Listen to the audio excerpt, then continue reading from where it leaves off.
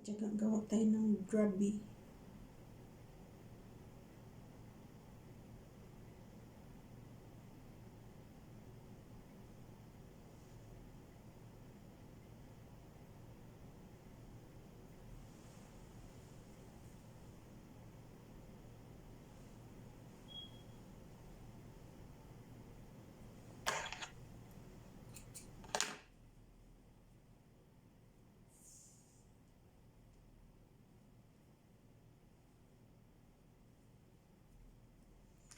Ito yung model mga katsaga.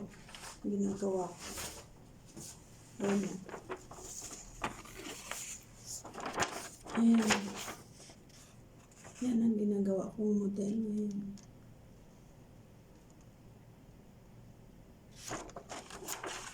Ito yung harap.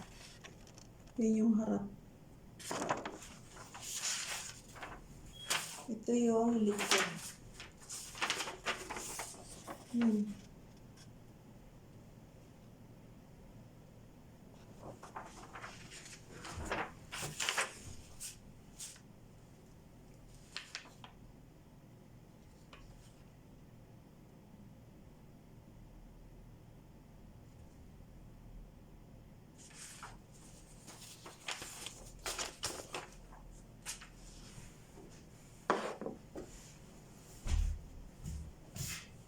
Okay lang sana yung model, kaya lang pag drabi kasi matrabaho. Talagang tutuunan mo ng ano.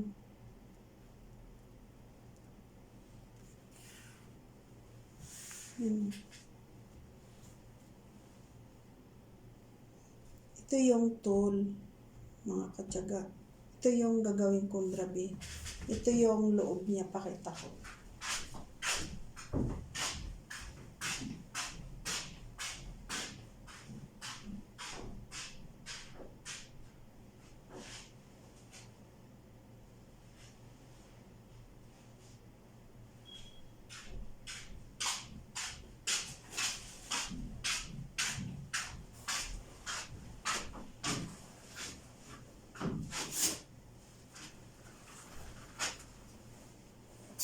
Yan mga katsaga. Yan. Yan.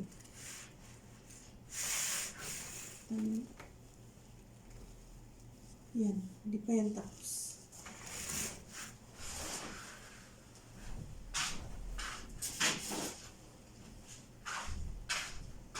Ito yung sa ibabaw.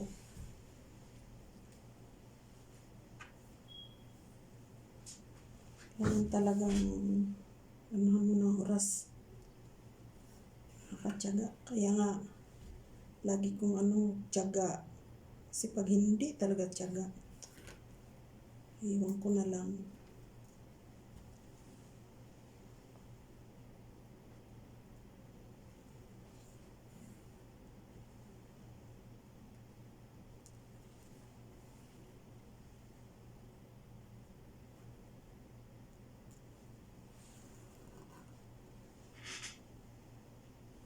Ang pasok dito mga katyaga, ngayon kasi medyo maayos na yung batas ng Saudi tungkol sa mga trabahador kagaya namin eh.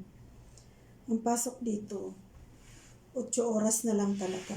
Hindi kagaya dati mga katyaga, nung una kong amo, kasi pangalawang amo ko na to eh. Papasok ako ng alas 9 ng umaga, minsan alas 8 pa ng umaga yan. Noon na 2010.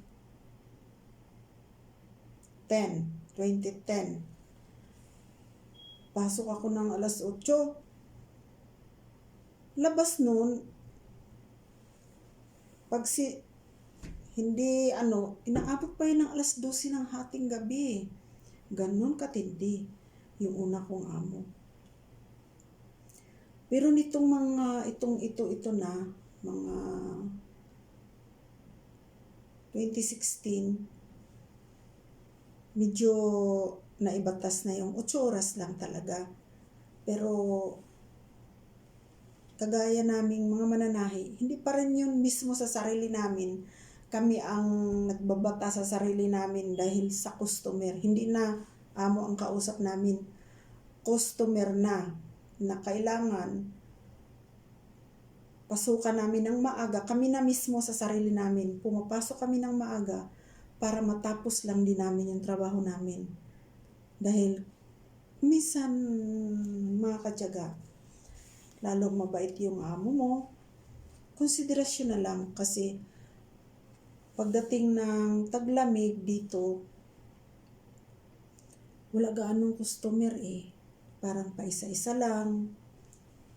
Minsan wala talaga. Tapos pagdating ng sahuran, sumasahod kami. Kaya parang kami na lang din sa sarili na lang din namin, binabawi-bawi namin. Pagdating ng panahon ng mga tahi, talagang binabawi-bawi namin. Hindi na namin iniisip yung oras.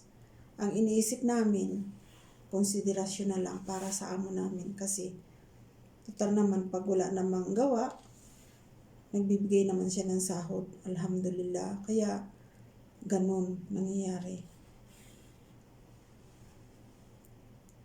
Pumapasok kami, minsan, kahit day off, pinapasukan namin kahit walang, sabihin na natin, walang bayad.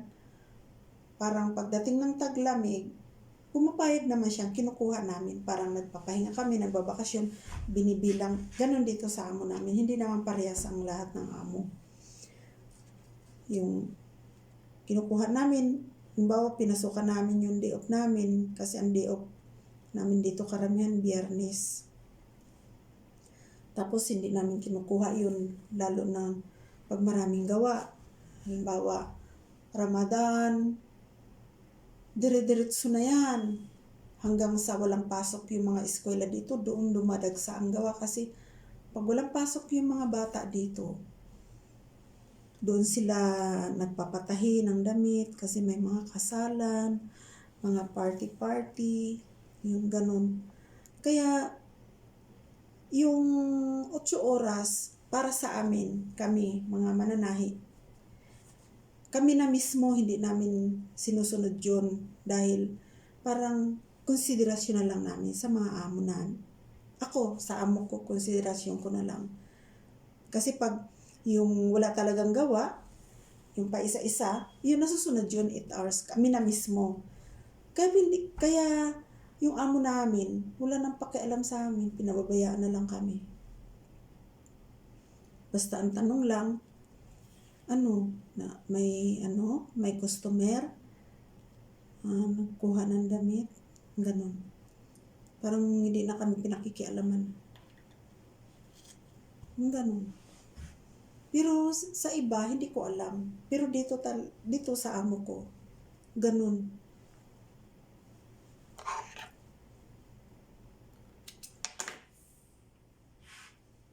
Yung parang konsiderasyon. Pero dito sa Saudi ngayon, talagang 8 hours lang. Kasi ako din ang nahihirapan eh. Yung, halimbawa, hindi ko pasukan ng maaga tapos may model. Paano yun? Hindi mo matatapos, paano mo yari? Saka sa 8 hours, sa aming mga mananahi. Siguro sa mga ewan ko, sa companies, ewan ko, basta dito, ganun. Customer ang kausap, hindi na yung amo. Kaya pinababayaan lang kami. Hindi ngayon pumupunta dito eh. Bihira lang. Basta yung 8 hours namin, nasusunod lang namin yun pag yung taglamig na, pa isa-isa na lang yung gawa. Kayang-kaya na namin yariin yung yun.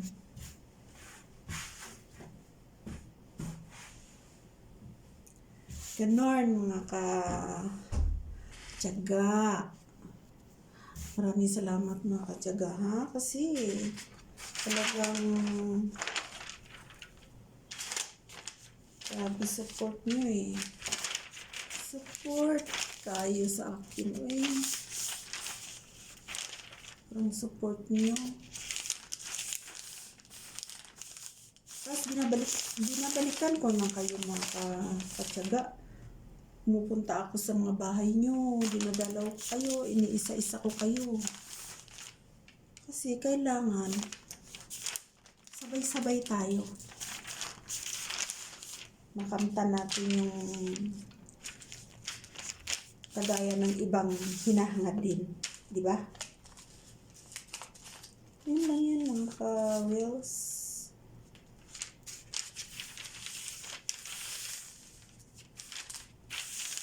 Kailangan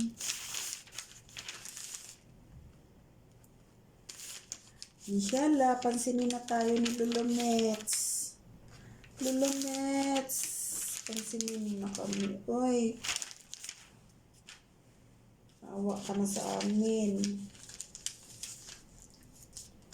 Awa ka na sa amin, Lulomets.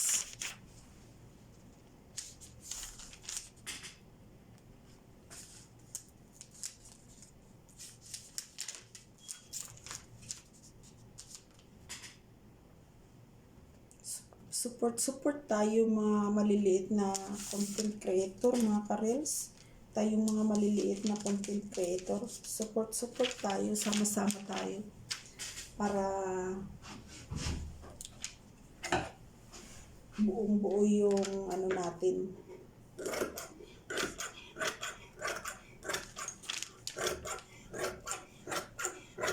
Diba mga ka-reels? Lalapat ko yung ano. Sleeve kasi ito.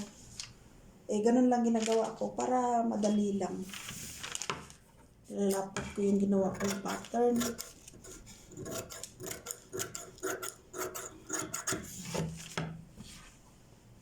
More mga ka-reels. Kita nyo ba?